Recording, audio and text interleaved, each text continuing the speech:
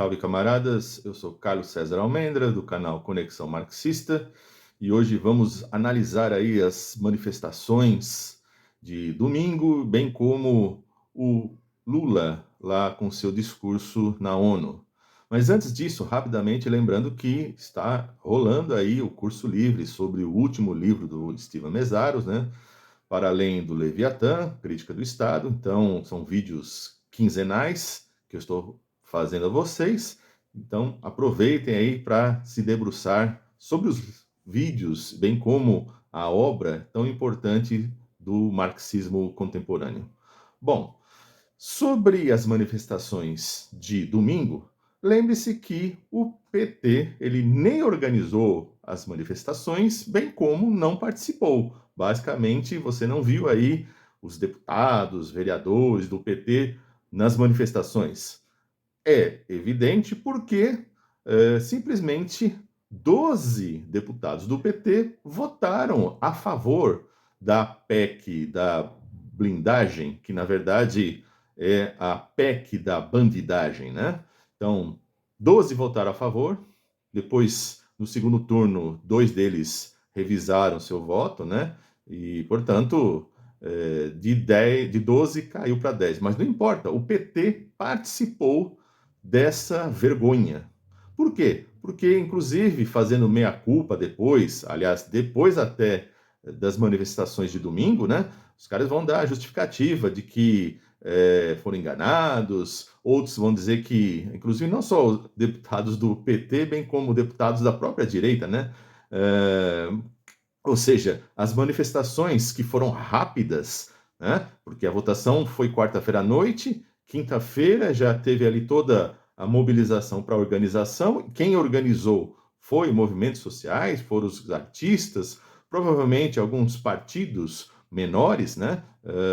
E, obviamente, isso foi muito rápido, a reação, superior ao que se imaginava, afinal de contas atingiu 27 capitais, e, obviamente, é bom lembrar que agora, uma vez que houve essas manifestações, também não pode se ter ilusões com o PT, né? Eu vi muita gente na segunda, terça e até hoje, né, na quarta-feira, o dia que estou lançando esse vídeo, gente aí, não, agora com essas manifestações não tem motivo para o PT não seguir adiante com o fim da jornada de 6 por 1, que o PT agora tem que encaminhar outras votações mais substanciais, como o fim das privatizações.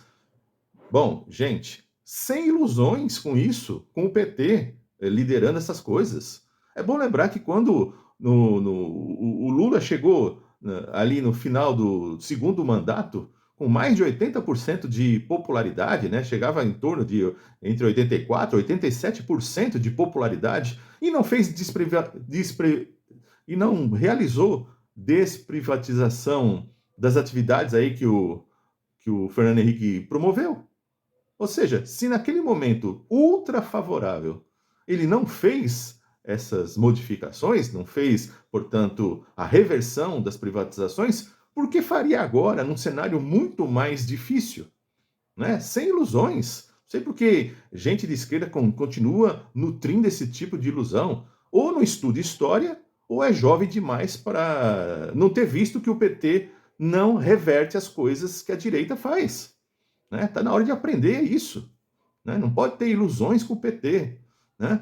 O PT, portanto, quer aí, por exemplo, até o final do ano que se vote a isenção do imposto de renda para pessoas que ganham até 5 mil, que está correto, que é bom, né, para os próprios trabalhadores, mas enquanto isso, a direita do Congresso vai empurrando de barriga outras votações e vai, digamos, jogando uma isca, e o PT cai nessa armadilha e cai o tempo todo, né, de em nome de uma coisa que eu vou me beneficiar lá na frente, eu voto o quê? Um saco de maldades agora. Porque, inclusive, deputados do PT, quando votaram agora pela PEC da blindagem, estavam falando, não, também para não ter anistia, né? Garantir a votação, que não haja votação ou que se vote contra a anistia. Ou seja, o toma lá da cá. Outra coisa que não se aprende, né?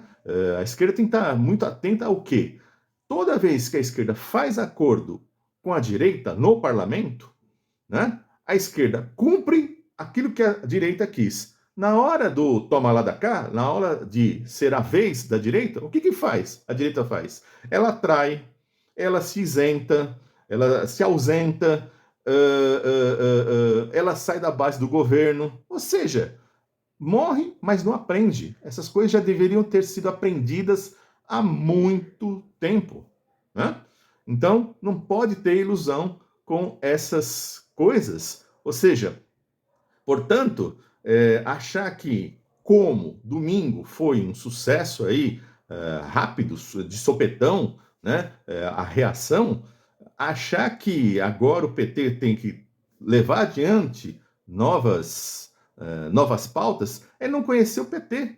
Ou seja, o PT, no poder, ele quer o quê? Ele quer se perpetuar no poder, nesse sentido, né? E pode ver que o PT não aceita críticas. Por quê? Porque quando ele não está no governo, não pode criticar o PT, porque senão vai atrapalhar a campanha do PT. E quando o PT está no poder, não pode criticar o PT, porque senão isso favorece a direita. Ou seja, em outras palavras, aos olhos do PT, o PT nunca pode ser criticado.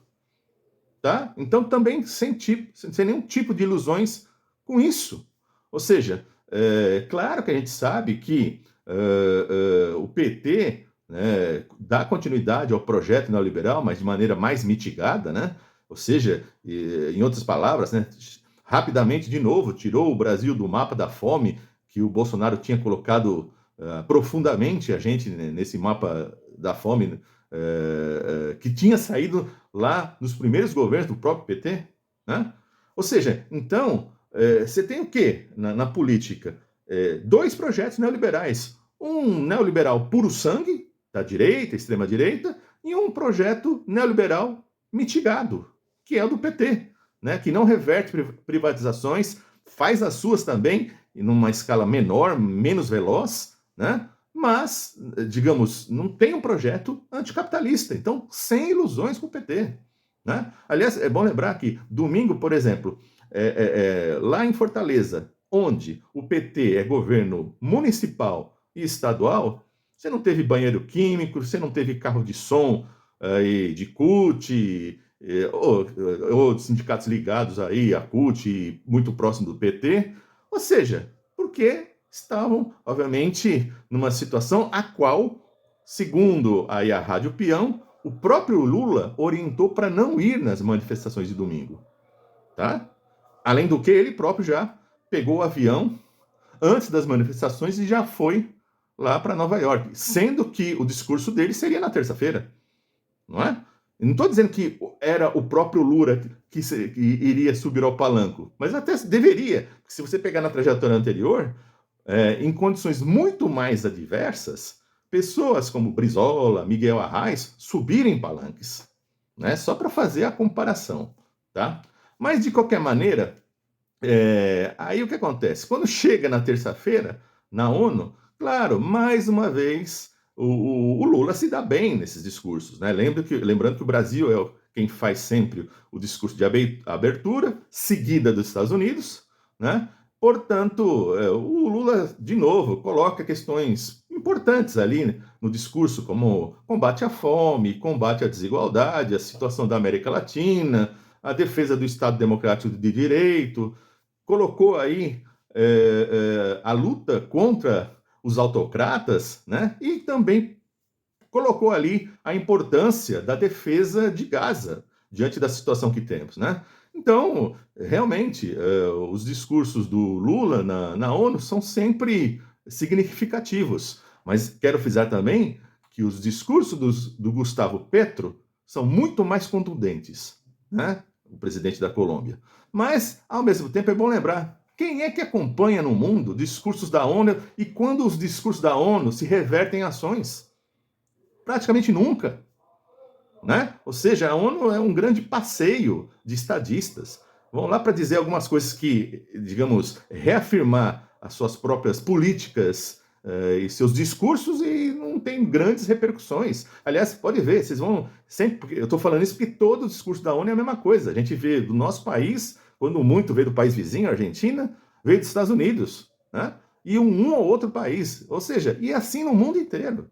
Né? A própria ONU já virou uma marionete. A ONU, depois que foi votado lá no Conselho de Segurança da ONU para os Estados Unidos não invadir o Iraque e os Estados Unidos foi invadir, pronto, já mostrou que não serve mais para nada. É uma instituição ultrapassada, decorativa. Né? É uma instituição para inglês ver. Mas, de qualquer maneira, né, nós temos isso. Ou seja, internamente, esse Lula vacilante e externamente o Lula retumbante. Né? Ou seja, externamente o Lula é uma grande referência para outros estadistas, né?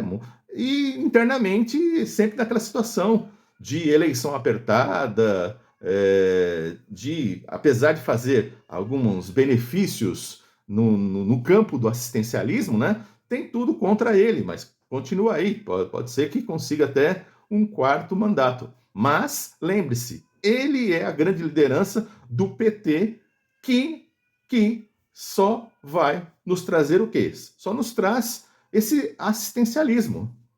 Né? Entenda o PT pelo que o PT é, e não pelo aquilo que nós gostaríamos que ele fosse. Ok? Ou seja, claro que é muito superior, nesse sentido, o PT do Lula do que aquela situação com o Bolsonaro. Porém, sem ilusões. Ou seja, ou se aprende de vez o que é o PT, ou toda vez fica querendo se exigir do PT aquilo que não é. Né? E vejam, essa simpatia do Lula externa é tão grande, né, que até o Trump, no seu discurso, né, discurso não, depois que ele encontra o Lula, né, e, portanto, nutre uma certa simpatia e quer encontrá-lo semana que vem, né? Bom, isso é tão verdadeiro quanto uma nota de 3 vindo do Trump, né? Mas, de qualquer maneira, não deixa de ser interessante, haja vista que o herói dos bolsonaristas e da família Bolsonaro acabar elogiando o Lula, né? Agora eles vão ficar todo mundo com o rabinho no meio das pernas, ok? Bom, é isso por enquanto. Até o próximo vídeo, que já será mais um vídeo do capítulo 1 agora do livro, sobre o livro do Steven Mesaros, né? Já fiz do prefácio e da introdução, então acompanhe esse curso que vale a pena para vocês. Não esqueça de dar o joinha nesse vídeo, divulgá-lo, né? E se inscrever no canal, e a gente se vê aí nos próximos vídeos.